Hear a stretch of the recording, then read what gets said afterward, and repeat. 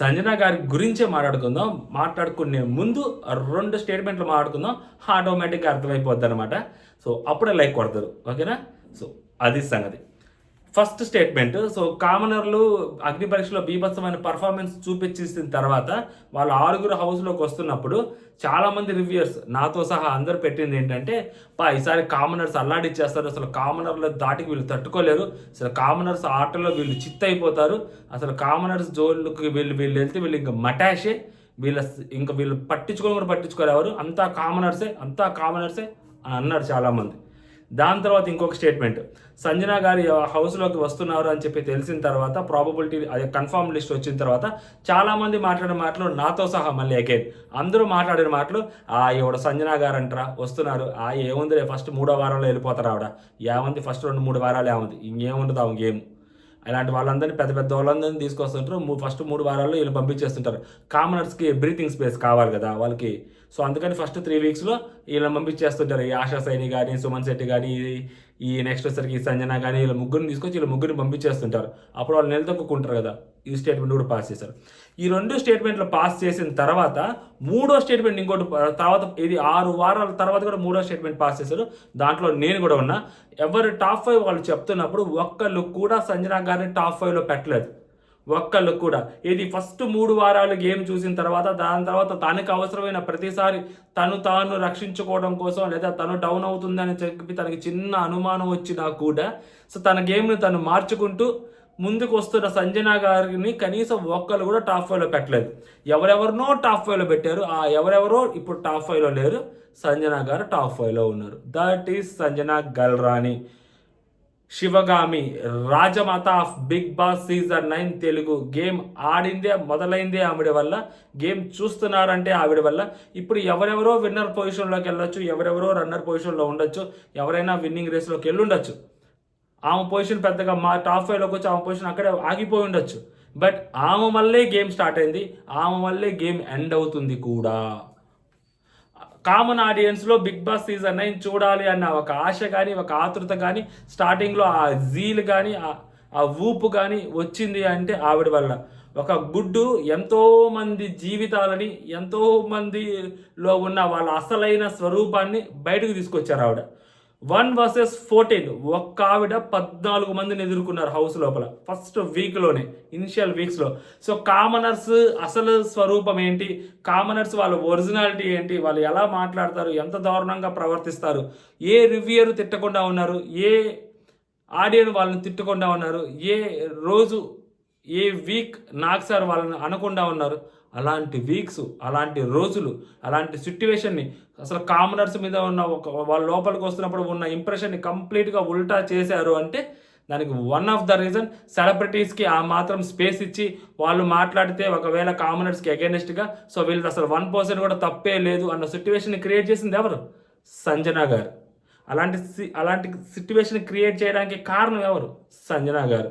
ఒక గుడ్డు దొంగతనం చేసేసి ఆ గుడ్డు తినేసిన తర్వాత, ఆవిడని 6 కలిసి ఆవిడని నామినేట్ చేసిన తర్వాత, ఎవరు కామనర్స్ అందరూ కలిసి, దాని తర్వాత అదే కామనర్స్ అందరూ కలిసి ఆ సెలబ్రిటీస్ని టార్గెట్ చేస్తున్నప్పుడు అదే సంజన గారు మళ్ళీ చేసిన పనులే మళ్ళీ రిపీట్ మోడ్లో చేస్తుంటే ఆ కామనర్స్కి ఇంకా సంజన గారి మీద బీభత్సమైన కోపం వచ్చి, ఆ తర్వాత ఆ విషయం తెలిసిన బర్నీ గారు సైలెంట్గా ఉన్నారని చెప్పి మళ్ళీ అదే కామనర్స్ సెకండ్ వీక్లో మళ్ళీ బర్నీ గారిని టార్గెట్ చేసి ఒక నామినేషన్, ఒక పర్సన్ని 6 కలిసి సేమ్ రీజన్తో నామినేట్ చేసి ఆ 6 ఆడియన్స్ దృష్టిలో అంత నెగిటివ్ అయ్యారు ఇనిషియల్ స్టేజ్లో అంటే కారణం ఈవిడ. అసలు ఈమె కత్తి పట్టుకుంది లేదు, యుద్ధరంగంలోకి దిగింది లేదు. జస్ట్ అక్కడున్న 6 కామనర్స్ యొక్క వాళ్ళ ఇనిషియల్ వీక్స్లోనే వాళ్ళ మీద ఆడియన్స్లో నెగిటివిటీని తీసుకొచ్చేలాగా తయారు చేశారు ఈవిడ. జస్ట్ ఒక గుడ్డు దొంగతనం చేసి.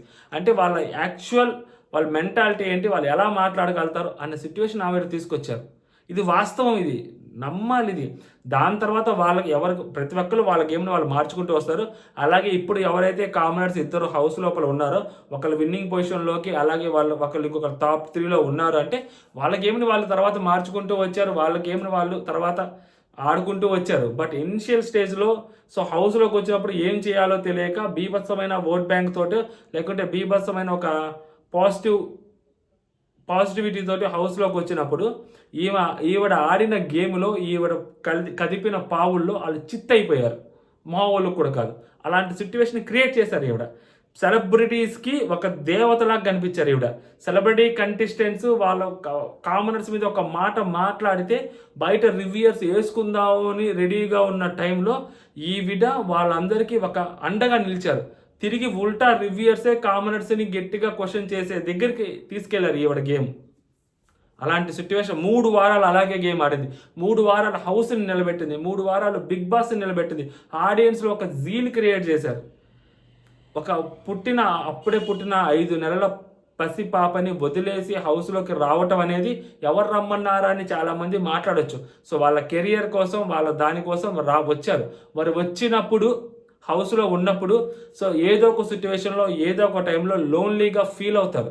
అలా లోన్లీగా ఫీల్ అయ్యే టైంలో కూడా అలా ఫీల్ అవ్వకూడదనే సో తనకు తానే ఎంగేజ్ చేసుకుంటూ అది నన్ను తిట్టినా పర్లేదు, నా మీద అరిచినా పర్లేదు, ఏదైనా ఫన్గానే కదా, సో మనం కంటెంట్ ఇద్దాం, ఏదో వచ్చామా 2 వారాలు ఉన్నామా, ఏదో ఒక కొంచెం చిన్నపాటి అటెన్షన్ క్రియేట్ అయిందా మళ్ళీ కొత్తగా, సో మళ్ళీ బయటకు వెళ్ళిపోయాం అన్నట్టు కాదు. టాప్ 5లో ఉండాలి అని అనుకొని వచ్చింది, టాప్ 5లో ఉండాలి ఖచ్చితంగా అని అనుకుంది, టాప్ 5లో ఉండింది. అది ఆ రూట్ మ్యాప్ ఏదైతే వేసుకుందో, ఏ వారాలు ఏ రోజు ఏ టైంలో హైలైట్ అవ్వాలి అని అనుకుందో ఆ టైంలో హైలైట్ అవ్వకుండా వచ్చారు. తనది కాని సిట్యువేషన్ అని చెప్పి తనకు తెలిసింది అన్నప్పుడు సో తన గేమ్ ఎలా మార్చుకోవాలన్నప్పుడు ఫ్యామిలీ వీక్ వచ్చిన తర్వాత సంజన గారి ఫ్యామిలీ, బర్నీ గారి ఫ్యామిలీ తప్పితే మిగిలిన ఏ ఫ్యామిలీస్ తన టాప్ 5లో పెట్టనప్పుడు సో ఎలా అయినా టాప్ 5లోకి వెళ్ళాలంటే మనం ఆడియన్స్లో ఏదో ఒక పాయింట్లో రిజిస్టర్ అవ్వాలి. Good or bad what ever it is మనం రిజిస్టర్ అవ్వాలి అని అనుకున్నారు. సో దాని తర్వాత పెద్ద పెద్ద గొడవలు పడ్డారు. సో దాని తర్వాత హైలైట్ అయ్యారు, దాని తర్వాత రిజిస్టర్ అయ్యారు ఆడియన్స్లో. కొద్దిపాటి ఆడియన్స్ తనకు సపోర్ట్ చేశారు, తను చెప్పింది తప్పే కాదన్నట్టు సపోర్ట్ చేశారు. సో కొంతమంది ఆమె మీద వ్యతిరేకత చూపించారు. ఆమె కొన్నిసార్లు మాటలు వదిలేశారు సంజన గారు. ఖచ్చితంగా ప్రతి మనిషి బిగ్ బాస్ హౌస్లో తప్పు చేస్తారు, సంజన గారు కూడా తప్పులు చేశారు. దాన్ని సరిదిద్దుకుంటూ వచ్చారు. కొన్నిసార్లు నేను చెప్పింది కరెక్ట్ అనుకుంటూ వచ్చారు. But what ever it is, end of the day big Boss season 9కి ఒక వెన్నుముకలాగైతే నిల్చున్నారు అబ్బా. అలాంటి సంజన గారికి బిగ్ బాస్ మామూలుగా ఇవ్వలేదు. Next level elevation. టాప్ గేర్లో ఆడటం మొదలుపెట్టి టాప్ 5 వరకు చేరిన మీ ప్రయాణంలో మీలో ఉన్నంత డ్రామా ఉంది. నవ్వుతూ చెప్పారు, మీలో ఎంతైతే డ్రామా ఉందో అంతే ఉంది మీ జర్నీలో. బిగ్ బాస్ మామూలు గురిగా అసలు టాప్ గేర్లోనే ఆడటం మొదలుపెట్టారు. స్టార్టింగ్ 5th గేర్ వేసి ఆడారు ఆవిడ గేమ్. అది ఆవిడ నార్మల్గా స్లోగా ఆడుకుంటూ వస్తారు అందరూ. టాప్ గేర్లో ఆడారు స్టార్టింగ్ గేమ్, మామూలు కూడా కాదు. సీజన్ 9 మొదటి కెప్టెన్ అయిన ఆరంభం నుంచే ఆటను మీ చేతుల్లోకి తీసుకున్నారు. అది సీజన్ 9 ఎప్పుడైతే స్టార్ట్ అయిందో ఫస్ట్ కెప్టెన్ అయ్యారో అక్కడి నుంచి ఆటను మీ చేతుల్లోకి తీసుకున్నారు. ఇంట్లో ఏది జరిగినా ఏదైనా మీ వల్లే జరగాలి, మీకోసమే జరగాలి. ఫస్ట్ 3-4 వీక్స్ ఈవిడ కోసమే జరగాలి, ఈవిడ వల్లే జరగాలి ఏదైనా. కొత్తగా వచ్చిన దివ్య గారి కొంచెం ఒక మాట ఎక్కువగా మాట్లాడారు కదా అని చెప్పి ఆవిడ బట్టలు దొబ్బేసి ఆవిడ క్యారెక్టర్ ఏంటి, ఆవిడ పర్సనాలిటీ ఏంటి, ఆవిడ కోప్పడితే ఏమైనా ఎక్కువగా కోప్పడుద్దా, అసలు ఆవిడ గురించి తెలుసుకోవాలి అని బర్నీ గారు ఒక రకంగా ఆలోచిస్తే ఈవిడ ఇంకొక రకంగా ఆలోచించారనమాట. సో కోపంలోనే మనిషి అసలు గుణం బయటపడుద్ది అని చెప్పి సంజన గారికి బాగా తెలుసు కాబట్టి ఎన్ని చూసొచ్చుంటారు ఆవిడ. అలాంటి ఆవిడ ఆ దివ్య గారితో ఆడిన గేమ్లో దివ్య గారు అప్పుడే లైట్గా బర్స్ట్ అవుట్ అయ్యారు. దివ్య గారు దాని పక్క నామినేషనే సంజన గారితో చాలా పెద్ద గొడవ అయింది. ఆ గొడవ అయినప్పుడు డైలాగ్ వచ్చింది దివ్య గారి నోట్లో నుంచి, నేను భయపడను, అందరు ఏడుస్తారు, ఇక్కడ నేను ఏడవను, ఓకే బ్రింగ్ ఇట్ ఆన్ అన్న దివ్య గారు కట్ చేస్తే నెక్స్ట్ వీక్ ఏడ్చారు. సంజన గారు అప్పుడే డైలాగ్ వేస్తారు. సో దట్ ఈస్ సంజన గారు. అంటే లైక్ వేరే వాళ్ళ ఎమోషన్స్ని ట్రిగ్గర్ చేయడంలో, ఆ ఎమోషన్స్ని బయటకు తీసుకురావడంలో, బయటకు తీసుకొచ్చే టైంలో వాళ్ళు నెగిటివ్ అవుతారా పాజిటివ్ అవుతారా డజంట్ మ్యాటర్. బట్ సంజన గారికి ఆ ట్రిగ్గర్ చేయడం అనేది మామూలుగా కూడా కాదనమాట. నెక్స్ట్ లెవెల్ ట్రిగ్గర్ చేస్తారు. అంటే ఎదుటి కంటెస్టెంట్ బలం మీద ఒకసారి కొడతారు, ఇంకొకసారి బలహీనత మీద కూడా కొడతారు సంజన గారు. మామూలు విషయం కాదు. బలహీనత మీద కొట్టినప్పుడు ఆ కంటెస్టెంట్ అసలు యాక్చువల్గా బిహేవియర్ ఏంటనేది బయటకు వచ్చింది.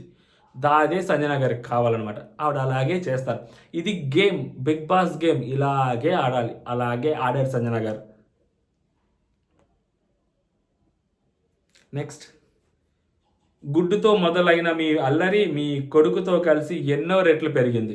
సో గుడ్డుతో స్టార్ట్ చేసిన అల్లరి కాదు, అది విధ్వంసం, విస్ఫోటనం. అది బిగ్ బాస్ హౌస్ చల్లా చెదురైపోయింది ఫస్ట్ వీక్లో నాకు తెలిసి ఇన్ని సీజన్స్లో అంత ఇంపాక్ట్ క్రియేట్ చేసిన గొడవ కానీ అంత ఇంపాక్ట్ క్రియేట్ చేసిన సిచ్యువేషన్స్ కానీ ఇప్పటి వరకు ఎప్పుడు రాలేదు కూడా. సంజన గారు తీసుకొచ్చారు అది. దాని తర్వాత నిజంగా ఇమాన్యుయల్తో కలిసి సంజన గారు చేసిన హడావిడి కానీ ఆ అల్లరి కానీ, దాని తర్వాత ఇమాన్యుయల్ సంజన గారి కోసం పడిన కష్టాలు కానీ మామూలు విషయం కాదు అసలు. అది నెక్స్ట్ లెవెల్. అది అందరిలో ఒకరిగా ఉంటే ప్రత్యేకత ఏముంది? ఎగ్జాక్ట్లీ. టాస్కుల్లో మీరు పోటీ పడిన సంచాలకుగా ఉన్న సంజన ఉంటే అక్కడ ఏదో జరగబోతుంది అనే ఆసక్తి ప్రేక్షకుల్లో కలిగించారు. ఫస్ట్ ఇనిషియల్ వీక్స్లో ఇదే. ఈరోజు సంజన గారు ఏం చేస్తారు? మొన్న గుడ్ అయిపోయింది, నిన్న ఇది అయిపోయింది, షాంపూ అయిపోయింది, సో మళ్ళీ మొన్న అది అయిపోయింది, బట్టలు అయిపోయాయి, నెక్స్ట్ ఏంటో ఏం చేస్తారో సంజన గారు, ఈరోజు ఏంటో సంజన గారు ఏం చేస్తారు చూడాలి. సంజన గారు ఏం చేస్తారో చూడాలి. ఈరోజు ఏదో జరుస్తుంది అబ్బా సంజన గారు, అయ్యా నాయన ఏదో చేయబోతున్నారు. అందరికి నామినేషన్స్లో ఏదైనా ఏం మాట్లాడుతుందో భయపడతాలి అందరూ. నామినేషన్స్ కాదు, సంజన గారు కామ్గా కూర్చొని సంజన గారు ఆలోచిస్తున్నారంటే ఎవరికో స్కెచ్ చేస్తున్నారు అయ్యా సంజన గారు. ఖచ్చితంగా ఎవరినో ట్రిగ్గర్ చేయడానికి రెడీగా ఉన్నారు అయ్యా. హౌస్లో ఎవరో బక్రా అని అనుకునే సిట్యువేషన్ అనమాట. మామూలు కాదు. సంజన ఎవరైనా టార్గెట్ చేసిందంటే ఆ రోజు మామూలు విషయం కాదు అసలు. అది నెక్స్ట్ లెవెల్ అసలు. అది ఒకసారి మీరు ఒక మాట మీద నిలబడితే అవతల వైపు ఎవరు ఉన్నా కూడా వెనక్కి తగ్గని మొండి ధైర్యం మీ సొంతం. ఆబ్వియస్లీ మామూలుగా ఎవరు ఉన్నా హోస్ట్ ఉన్నా కూడా నేను రాయాలి చెప్పాలా బిగ్ బాస్ మామ. నాగార్జునకి కౌంటర్ ఇచ్చావు కదా నువ్వు, వేసుకుంటాడు చూడు తొక్క చేస్తాను నెక్స్ట్ సీజన్. నాగార్జున గారికి కౌంటర్ ఇచ్చావు కదా, మరి ఒక్కసారి నేను వెళ్ళిపోతాను మాటిచ్చింది. ఫస్ట్ నేను వెళ్ళను సార్ అంటే నువ్వు వెళ్ళిపోవాలమ్మా అన్నారు. దాని తర్వాత నేనే వెళ్ళిపోతానంటే వద్దొద్దమ్మా నువ్వు ఉండాలమ్మా ప్లీజ్ అమ్మా, నేను వెళ్ళిపోతా సెల్ఫ్ రెస్పెక్ట్ కంటే నాకు ఏది ముఖ్యం కాదు, నేను వెళ్ళిపోతా అంటున్నావా. ప్లీజ్ మేము వద్దాం, ఆడియన్స్ చేత మాట్లాడిస్తాను, వీళ్ళ చేత మాట్లాడిస్తాను, కంటెస్టెంట్స్ చేత మాట్లాడిస్తాను, నేనే మాట్లాడతాను, వీలైతే బిగ్ బాస్ చేత కూడా మాట్లాడిస్తానని చెప్పి నాకు సార్ 1 మెట్టు 2 మెట్లు కదా ఏకంగా చాలా మెట్లే దిగాడు నాకు సార్, ఆమెను కాపాడటం కోసం, ఆమెను హౌస్లో ఉంచటం కోసం. అది ఆవిడ మామూలు ఎలివేషన్ కాదు ఇదైతే మాత్రం డైలాగ్. కష్టాలు ఎన్నో ఓర్చుకొని మీరు సాధించిన ప్రయత్నాన్ని ఏదో ఒకరోజు మీ బాబు ఖచ్చితంగా చూసి గర్వపడతాడు. అల్రిక్ ఆవిడ హౌస్లోకి వచ్చినప్పుడు ఒక చిన్న బాబు 5 నెలల పాపని వదిలేసి వచ్చారు. ఖచ్చితంగా ఆ కష్టం ఏంటో ప్రతి ఒక్కరికి తెలుసు. ఒక మనిషి ఇవన్నీ పనులు చేస్తూ ఉందంటే ఆ మనిషి ఎంగేజ్ చేసుకోవడం కోసం చేస్తుంటారు. నార్మల్గా ఆ మనిషి ఒంటరిగా ఉన్నప్పుడు, లేకుంటే పడుకొని ఉన్నప్పుడు, లేదా ఒక్కతిగా తిరుగుతున్నప్పుడు ఖచ్చితంగా వాళ్ళ ఇంట్లో వాళ్ళు గుర్తొస్తారు. ఆ చిన్న పాప పొత్తిళ్ళలో వదిలేసి వచ్చిన 5 నెలల పసిపాప ఖచ్చితంగా గుర్తొస్తారు ఎవరికైనా కానీ. గుర్తు రాకపోతే అసలు వాళ్ళ అమ్మే కాదు, ఖచ్చితంగా గుర్తొస్తారు. ఆ బాధ ఉంటుంది. అయినా కూడా ఆ బాధను తట్టుకొని హౌస్లో ఏదో చేయాలి, మనకి నెక్స్ట్ కెరియర్లో ముందుకెళ్ళాలంటే అలాంటివన్నీ తట్టుకొని నిలబడగలగాలి అని చెప్పి ఆవిడ నిలబడింది. ఆవిడ మనోధైర్యం కానీ, ఆవిడ గుండె ధైర్యం కానీ, ఆవిడ బుద్ధి బలం కానీ ఎంత గట్టిదంటే ఎన్నో చూసుంటే కానీ, ఎన్నో తట్టుకొని నిలబడి ఉంటే కానీ ఆవిడ 5 నెలల చిన్న పాపని హౌస్లో వదిలేసి 105 రోజులు హౌస్లో ఉండడానికి ఆవిడ నిర్ణయం తీసుకోదు. ఎవ్వరి వల్ల కూడా కాదు. 30 ఏళ్ళు, 35 ఏళ్ళు, 20 ఏళ్ళు, 40 ఏళ్ళు వచ్చిన వాళ్ళే వాళ్ళ ఇంట్లో వాళ్ళని చూస్తే, వాళ్ళ ఇంట్లో వాళ్ళని, వాళ్ళ అమ్మాల్ని, వాళ్ళ నాన్నని చూస్తేనే బాధపడుతుంటారు, ఏడుస్తుంటారు, ఎమోషనల్ ఫీల్ అవుతుంటారు. వచ్చిన 3వ వారానికే మాకు ఆ లెటర్లు కావాలి, ఈ లెటర్లు కావాలని చెప్పి ఏడుస్తుంటారు, పొలవమని ఏడ్చేస్తుంటారు. బయట చాలా స్టేట్స్లో వేరే చోట ఉంటారు వీళ్ళే, అయినా కానీ ఆ మూమెంట్లో అక్కడ ఏడుస్తుంటారు. వాళ్ళతో పోల్చుకుంటే ఆవిడ 5 నెలల పసిపాపను వదిలేసి వచ్చారు, అయినా కూడా ఎక్కడ తగ్గలేదు. ప్రతిసారి ఏడుస్తుండొచ్చు, ఏడ్చిన ప్రతిసారి మళ్ళీ పైకి లేచారు, పడిన ప్రతిసారి మళ్ళీ నిలబడ్డారు, తిరగబడ్డారు, పోరాడారు, టాప్ 5లోకి వచ్చి నిలబడ్డారు. That is Sanjana Galrani, Rajamata of Bigg Boss season 9 Telugu. ఆవిడ మాటే శాసనం. జై హింద్.